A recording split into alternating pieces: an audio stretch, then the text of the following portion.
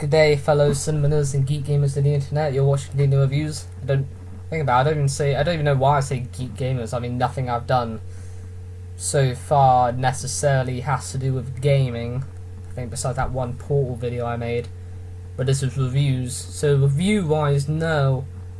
So maybe I should cut that and just say cinema nerds, but then I have to change the channel art, wherever it is on the channel that, you know, because I started this when I made this channel when I was like 14, so that was just complicated to actually line up so it would be in the center when you look at it. It took me blimmin' ages. I'm sure it's really easy now. I could change it. I don't know.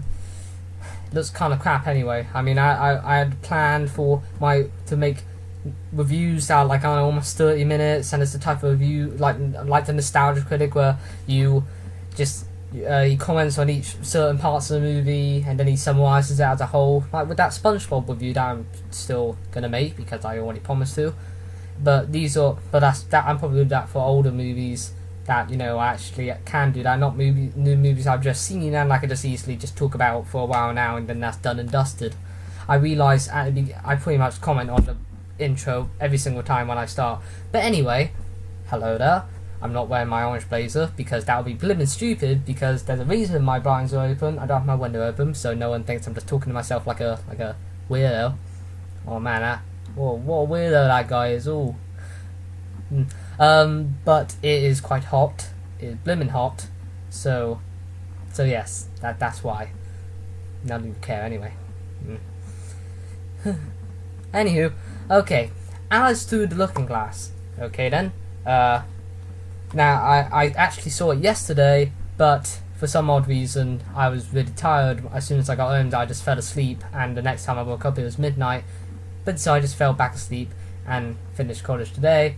So that's actually probably good, because in that time, I watched a review by Jeremy Johns, my favourite reviewer and channel on YouTube, the website you are currently on, unless someone bloody pirated this. Well, then you'll probably still watch it on YouTube, but another website, I mean, anyway.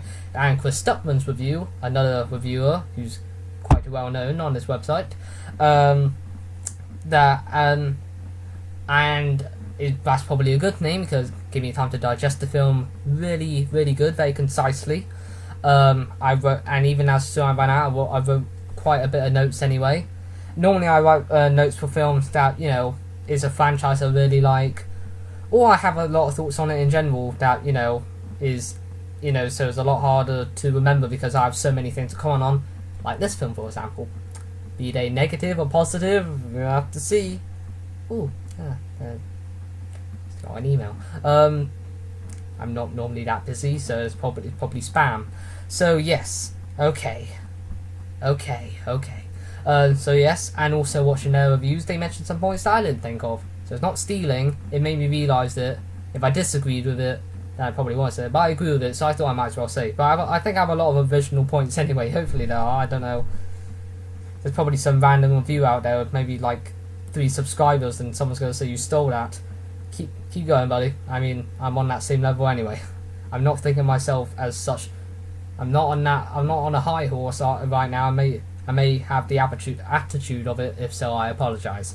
Now, I should probably not, like, if it's a part of a franchise, I'll say my background, like when I said the Ninja Turtles. The past one, Alice in Wonderland, directed by Tim Burton, came out in 2010, so I was 10 years old when it came out. And I didn't really grow up on it, I didn't watch it repeatedly, but I have the DVD down there, somewhere. I'll continue talking while I see, I don't need to show it, but I'm just curious where it is. Where's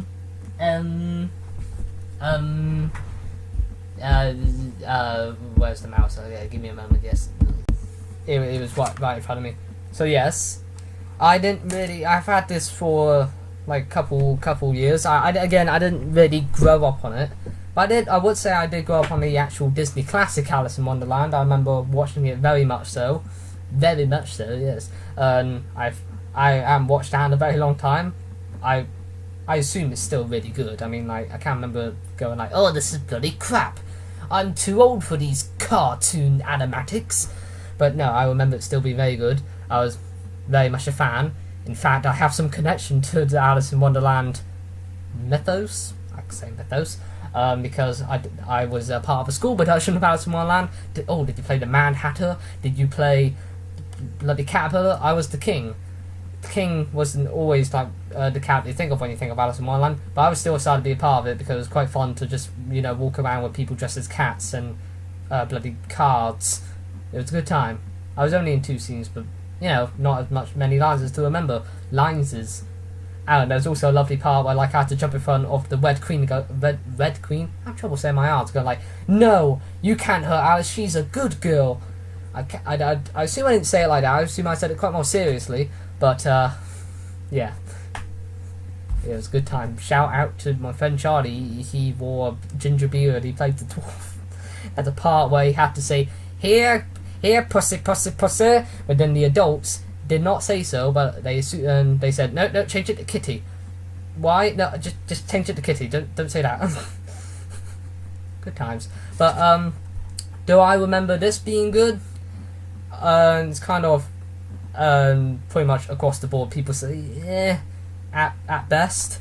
So I haven't watched it a very long time. I assume is either still mediocre or not much less. I can't remember if I thought this was amazing when I first watched it. I don't know. But I'll tell you one thing. When I watched this film, the main thing I thought of is the Cheshire Cat. I always say Cheshire, but no, it's Cheshire Cat, like a numpty. I remember when watching this, that one of my favourite parts is not only the character but the design of the Cheshire Cat. I just loved it. Pretty much all of the effects, the design, the costume design, production design. It's made by Tim Burton, so Tim Burton's Alice in Wonderland. You would know it would look really good because he has a style, and I mean, just look at Beetlejuice and you would know what a style is, at least visually. And I remember this film, it looked really good. Like this film, even though it's not directed by Tim Burton, but got the same designs and costumes and as good as effects, but it's made by Disney. So, okay then, I made a bunch of notes, no particular order, I just bam bam bam, I did it. But, at the end I'm going to summarise as a whole. So, I already said my thoughts on this, and watched it in a while, probably won't watch it for a very long time. Oh look, there you go. I was going to show a picture, and because I can't put my audio below the picture, I just have to cut to it and there'll be silence, but it's mirrored, so okay. That's what I mean. I just love that design of the Cheshire Cat. I'm sure some kids may find it absolutely terrifying because of the smile, but I absolutely love it. And the voice. No, in fact, I can actually look who it was voiced by, because later on I wanted to talk about the actress who played Alice, so I have the cast right here. Stephen Fry. I had a feeling it was Stephen Fry, but I didn't know it was actually Stephen Fry, so that's cool. I thought it was like, I don't know, someone British at least, but Steve Fry, he has a lovely voice anyway, and he's known for speaking very well.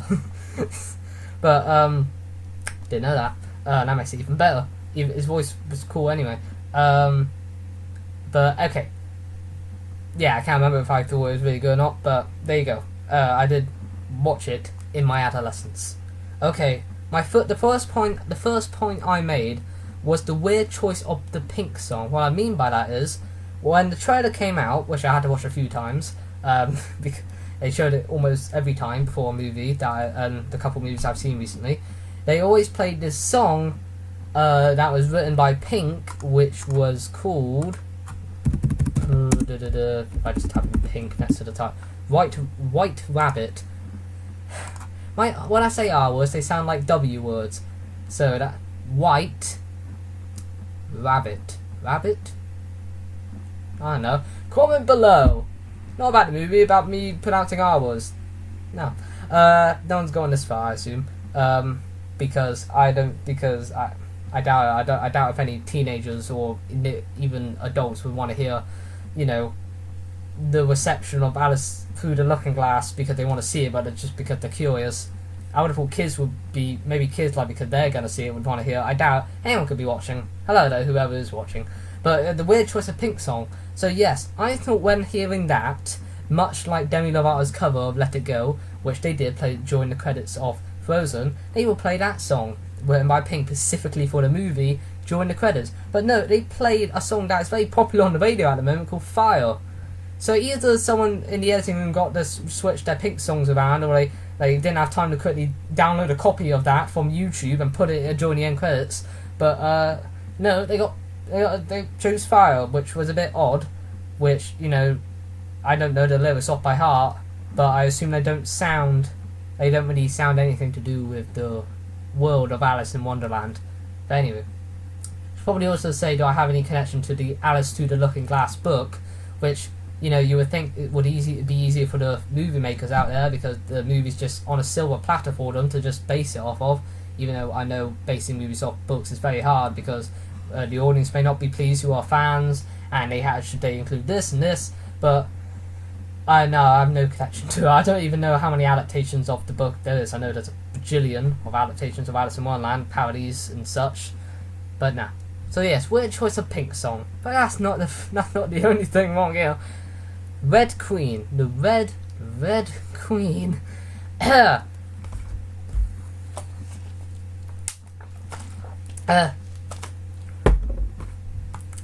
Red Queen in this movie, played by Helena Bonham Carter. Damn it. Helena Bonham Carter. I can't pronounce a lot of things today, can I? Was very annoying. Why was she very annoying? Because, like, I'm not stealing this from Jeremy Johns, but I agree with him, she pretty much shouts all her lines. All her lines, she shouts. Because I know the Red Queen, her thing is being angry and shouting. That was the thing in the cartoon, but that was a cartoon. That was meant to be very over the top, and, well, you know, goofy, because she was meant to shout all her lines. But the thing is, that was a cartoon, so you would expect that. But in a film, like a live action film, having Helena Bonham Carter, Red Queen, having her with her big head made even bigger by having the camera this close so you could count her bloody nose hair, is mugging, basically. By the way, that being one of the film's humour, main sources of humour, is very irritating and very annoying. I know on paper you're basically following what the script wants. You're the Red Queen. She's always angry. This is a film about a talking cat and a talking rabbit, and Wonderland being known as a very kooky place.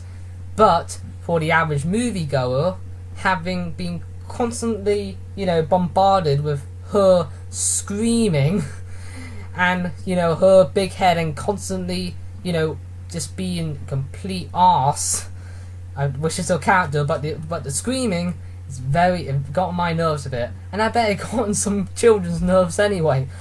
Bam, bam, bam. Okay, I don't think she's very good, a very good actress, but, you know, for what she's given, like, just act like anything's possible, and like, oh, curious and curiouser, because she has to say that, because that's Alice in Wonderland, like, and just act like, what's the matter with the man hat? I have to help him, he's my friend. Then, you know, you did what you were told. So in that regard, but I mean, as an actress, to say it's one note, that's what I'm saying. But still, good for her. She's in a bloody Disney film, so good. I think the character of Time, played by Sacha Baron... Sacha? Bloody hell. Give me a moment, I'm going to look that up. Sacha Baron Cohen, I knew what it was, but I had trouble pronouncing it. It's going to be a long one. I apologise for a movie that shouldn't be that long to talk about. I like to, you know, just discuss as many aspects of it as possible. Yes, people may say it's just, you know, a kids movie, it's not really worth it. I have a lot to talk about. But yes, the character he played, Time, I like how he wasn't portrayed as a villain, but he's just doing his job. And I just found a very cool character. I like the way he was designed, I like the way he acted. Yes, one of the main sources of humour in this movie is making a bunch of time puns, so time is on your side, and doing that quite a bit. Instead of saying time, he says you, because that's his name, he is Time. That was a bit irritating. I mean, except when they knew it was a bad joke, but even when they made the joke purposely, Well, they didn't even come off as a joke. They just kept saying it. What's it? They were saying as the Red Queen, though. But yes, I like this and I also put good. And I also put alongside it, for example, when I say costume, all around this movie, like the last one, the costumes, the design of the costume, the production design, all the sets, it's mostly not sets, it's just CGI, like a bit like the prequels. It's only wear things, it's rarely actually, authentic, as in, like, sometimes there's an actual door or an actual stairs, and besides that, it's just all CGI. It looks like when they're running, they're just on a treadmill. It's all like filming Sharp on Lava Girl, because that's how they mostly did it. But this is Disney, so the effects are the majority of them are really good effects. Even though the effects are meant to CGI a smiling cat, so it's not meant to be a realistic looking cat. It's meant to be a goofy cat. So in that regard, yes, it's a bit like how I said.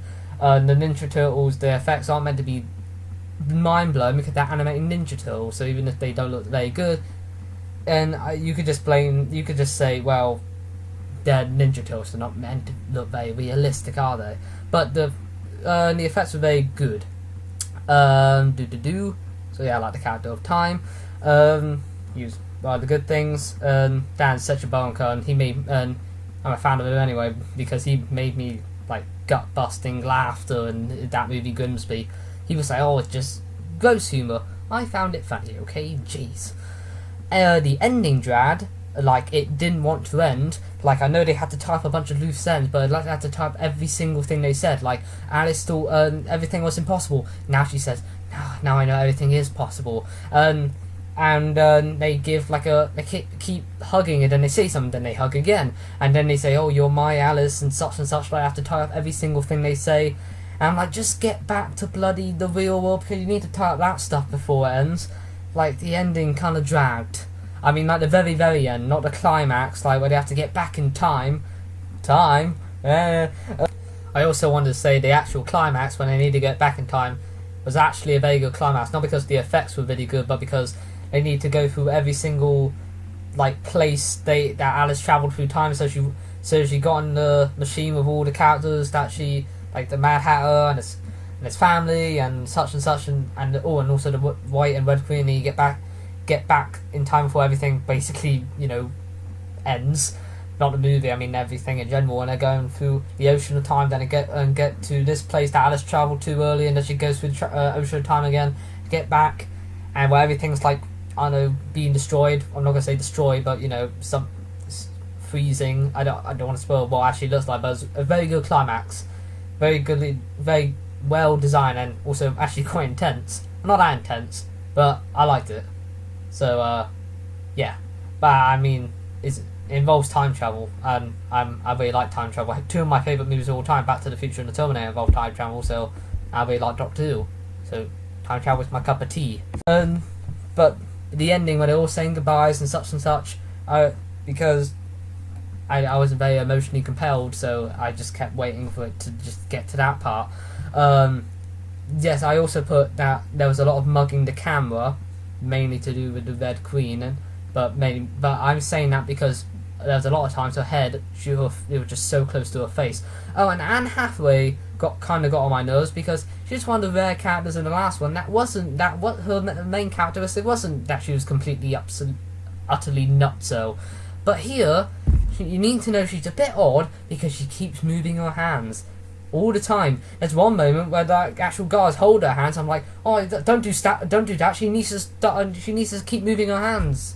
I mean, well, not hands, arms. She moves her arms, but you get what I mean. And she's not meant to be that crazy because she's meant to be kind of the opposite of the Red Witch. But nope, has to keep moving those arms because it's kooky. I mean, that wasn't really necessary in my mind. And there was also... I mean, the film is meant to be utterly goofy, but even in the real world, it's still really goofy because, that snob that wouldn't marry in the last film? Him and a bunch of other snobs were there, like... And I was just waiting for them to go, oh, that's completely unauthorized. And what... That is utterly... Oh my gosh. That is utterly ridiculous. Alice wearing colourful dresses, Yes, they were that kind of stereotypical English snob, but I found it. I mean, what do I say? I don't know. The beginning reminded me of Pirates of the Caribbean because there's a bunch of ships, and obviously being Disney, I thought Pirates of the Caribbean, and Johnny Depp is here. What do you know? Playing another goofy character. That, you know, but you kind of got the hang of that by now. Went from Black Mass, you know, drama, like, oh yeah, he's actually changing his tune a bit. But nope, straight back to this. Well, he likes to have fun. I mean, but still, sometimes a bit of an overload. You should probably, you know, balance that out a bit. Because at this point, people are just go like, hey, Johnny Depp doing another goofy role away. Well, I bet like 10 years ago or 5 years ago, people didn't really have that type of reaction. But anywho, the normal part, I assume the kids will be absolutely bored during the normal part, you know, in the beginning, where it's just reality, and then at the end, you know, before and after she goes to Wonderland, I assume kids will be utterly bored, a bit like the politics scenes in the prequels, another reference to the prequels there, because it was really uninteresting. I'll just get to Wonderland. I don't want to see how Alice is having trouble with, you know, her pirate captain career. I want to get back to, you know, I want to get to Wonderland because, you know, have a bit of, you know, well, I'm here really. The way of time travel was cool. It's not a bloody TARDIS, you know, it fades and then it goes through a vortex. It was quite cool. It's just she gets this little spear thing that's the size of a bloody time turtle from Harry Potter, or I should probably just say the what's it called? The golden snitch from Harry Potter. Throws it, turns into a little giant ball thing that more looks like the time machine in what's it called? Where it sits in the seat, the time traveler. I can't remember. But then she like goes through the ocean of time. You see pictures from past. It was a cool way of time travel. Another, you know, little nod to the design and such. I assume it wasn't like that in the books. Like then Alice got on sat in a little time travel thingy and went flying through like the ocean of time. I don't know if, you know, it's faithful to the book, so don't ask me there. I mentioned the Cheshire Cat. I thought Alan Rickman had a sad face because he, as the butterfly now, I can't remember his character's name, that blue caterpillar is now a butterfly. I'm a beautiful butterfly. Dog's life. He's only there at the beginning, and then you don't see him again. I assume, I don't know if it was after or in the middle of production that he unfortunately passed away, or should I say tragically passed away. But, you know, just hearing his voice, I heard whispers of people going, Alan Rickman, because, you know, passed away and it's sad. That guy. Anywho, you find out origins of characters that you really did not need to know the origins of. Like, I'd like to know why the Mad Hatter was mad. I'd like to know how the Red Queen's head got big. I'd like to know how Darth Vader became Darth Vader. No? Well, you're gonna find them out anyway. I mean, I like it how it's a bit vague. I don't really need to know. Like when I watch the Disney's animated classic, I don't go, I wonder how the Hatter got that hat. I really need to know. I didn't need to know. But again, maybe it's like that in the book. I don't know. I don't even know when it was written. I'm just here to talk about this. The film is like a machine. Alice is happy. Alice is happy. But then, you know, something gets in the way, and now she thinks the impossible actually is impossible. But then she goes to Wonderland, and then stuff happens, and she learns a lesson. Then she goes back, and then she's like, "Oh, I'm all happy again, and nothing is impossible," and such, and she defies, you know, I don't know, anything stopping her. So, you know, like the machine, like I should say. Characters change randomly, like Alice this ending time and the universe as we know it, just to save the Mad Hatter and his family. My cat is at the door. He's going to keep me out if I don't open the door. Now I open the door, I'm just wasting time. Billy, just come on. Buckets of fun right there. Buckets of fun. Okay, Alice is only Hatter's Alice. Like Alice goes like, Hatter's like, you're not my Alice, and he only says that when she doesn't agree with him / believe him. So he's a bit of a hypocrite. Like, no, oh, you agree with me now. You're my Alice. Alice thinks the impossible is possible at the beginning, but then something bad happens, and then she's like, nope, possible is impossible to the max. Hopefully, I'm not spoiling anything. If you really, I mean, I'm sure someone actually, possibly, I don't know, that someone does watch this to know what a film I actually like, and so maybe this is only minor things. There's not really much to spoil, honestly. that double positive, I don't know. And the film does, like, unlike Ninja Turtles, which knows how stupid it is and does, you know, just goes silly to the max.